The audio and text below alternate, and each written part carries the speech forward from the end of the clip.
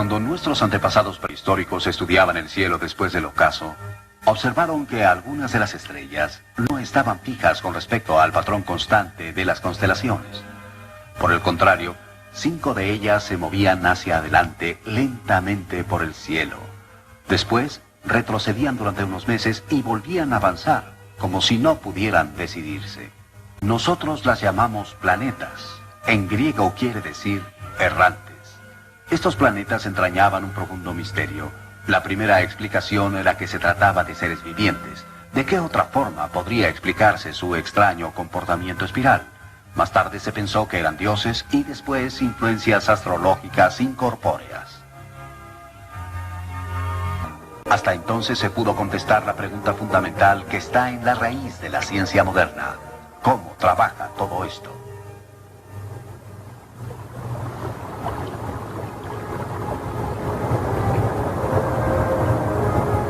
Johannes Kepler nació en Alemania en 1571. Vivió en una época en que el espíritu humano estaba aprisionado y la mente encadenada. La ciencia no tenía la menor noción de las leyes físicas ocultas en la naturaleza. Pero la valerosa y solitaria lucha de este hombre proporcionaría la chispa que incendió la revolución científica moderna. Fue enviado al seminario protestante del poblado provincial de Maulbronn para iniciarse en la carrera eclesiástica. Aquella era una vida estricta y disciplinada. Antes del amanecer, comenzaba un largo día de estudio y oración.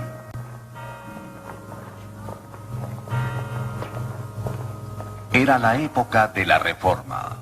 Maulbronn era como un campo de entrenamiento educativo e ideológico donde adiestraban a jóvenes protestantes en el uso de armas teológicas contra la fortaleza del catolicismo romano.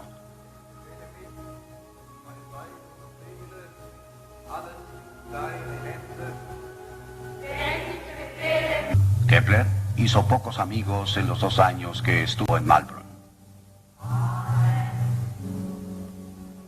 Así que se mantuvo solo, retraído en el mundo de sus propios pensamientos, que con frecuencia revelaban su poca valía ante los ojos de Dios. Se desesperaba por poder alcanzar su salvación.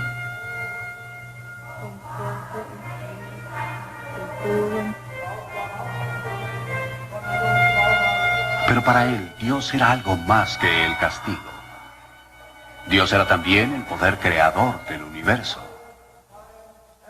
Y la curiosidad del joven Kepler acerca de Dios era aún mayor que su temor. Él quería conocer el plan de Dios para el mundo. Deseaba leer la mente de Dios. Esa era su obsesión. Y sería la inspiración de todos sus grandes logros. Lo llevaría a él y a Europa misma, fuera del claustro del pensamiento medieval.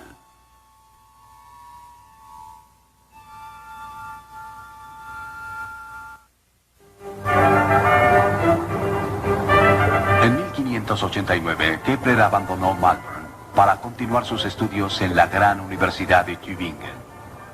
Fue una hermosa liberación encontrarse entre las corrientes intelectuales más trascendentales de su tiempo. Uno de sus maestros le reveló las ideas revolucionarias de Copérnico. Kepler se deleitaba en esta comunidad educada y estudiosa. Aquí, su genio por fin fue reconocido.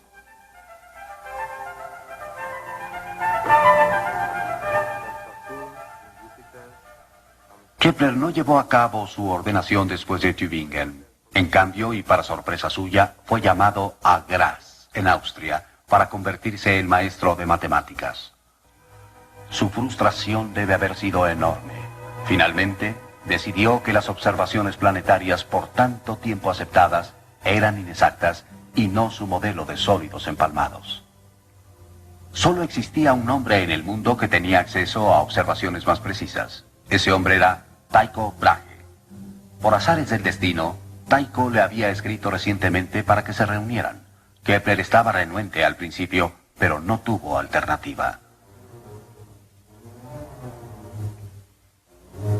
En 1598, una ola de opresión invadió Graz. Fue desatada por el archiduque local, quien juró restaurar la fe católica en la provincia. Afirmó contundentemente que era preferible convertir al país en un desierto antes que gobernar a herejes.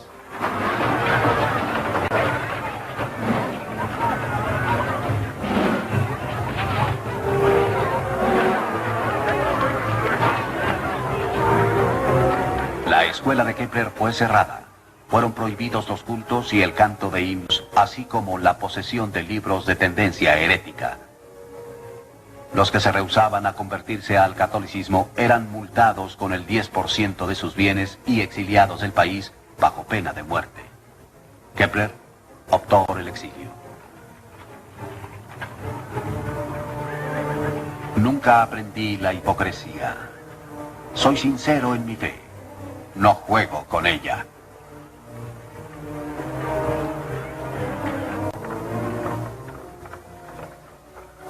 Entonces decidió aceptar la invitación abierta de Tycho Brahe, acaudalado noble danés que vivía con gran esplendor y recientemente había sido nombrado matemático imperial en Praga.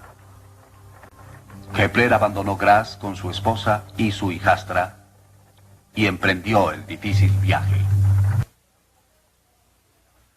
Tycho era el genio de la observación más grande de la época y Kepler era el teórico más grande.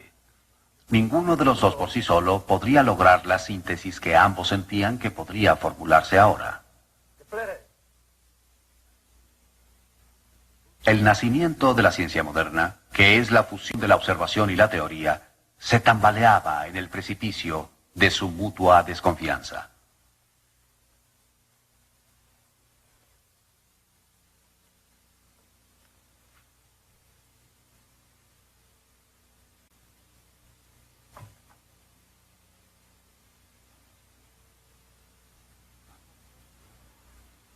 Ambos reñían con frecuencia y luego se reconciliaban, hasta que unos meses más tarde, Tycho murió víctima de su habitual exceso en el comer y en el beber. Finalmente, después de la muerte de Tycho, Kepler consiguió que la renuente familia le entregara las observaciones del genio. Los datos de unas cuantas décadas previas al invento del telescopio eran sin duda los más precisos que se tenían hasta esa fecha. Kepler trabajó con apasionada intensidad para entender las observaciones de Tycho. La primera ley de Kepler del movimiento planetario es sencillamente esta. Un planeta se mueve en una elipse con el Sol en uno de los focos. ¿Y qué? No es tan fácil de comprender como el movimiento circular. Podríamos tener la tendencia de ignorarlo, decir que son simples juegos matemáticos y quizás sin aplicación en la vida cotidiana. Pero sin duda estas son las leyes que obedece nuestro planeta mismo. Mientras nosotros, anclados a la Tierra por la gravedad, somos lanzados a través del espacio. Nos movemos de acuerdo con las leyes naturales que descubrió Kepler cuando, por ejemplo, enviamos vehículos espaciales a los planetas, cuando observamos estrellas dobles, cuando examinamos el movimiento de galaxias distantes. Siempre encontramos que todo el universo obedece a las leyes de Kepler. Muchos años después, Kepler llegó a su tercera y última ley sobre el movimiento planetario, una ley que relaciona el movimiento de los varios planetas entre sí y que expone correctamente la precisión del sistema solar. Descubrió una relación matemática y sencilla entre el tamaño de la órbita del planeta y la velocidad promedio con la que viaja alrededor del Sol. Esto confirmó su antigua convicción de que tendría que haber una fuerza en el Sol que impulsaba a los planetas. Una fuerza mayor para los planetas interiores de movimiento rápido y una fuerza más débil para los planetas exteriores de movimiento lento. Más tarde, Isaac Newton identificó esa fuerza como la fuerza de gravedad, respondiendo al fin a la pregunta fundamental: ¿qué hace que los planetas se muevan? Kepler fue la primera persona en la historia de la especie humana en entender correcta y cuantitativamente cómo se mueven los planetas y cómo funciona el sistema solar.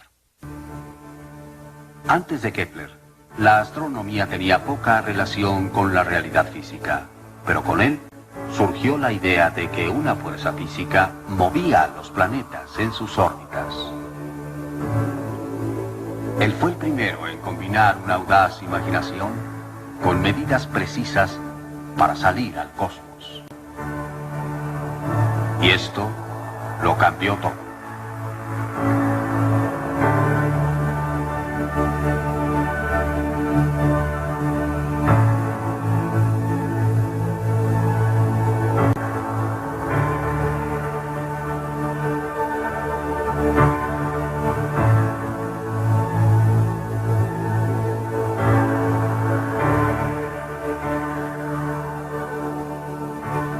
La fusión de los hechos científicos y los sueños abrió el camino hacia las estrellas.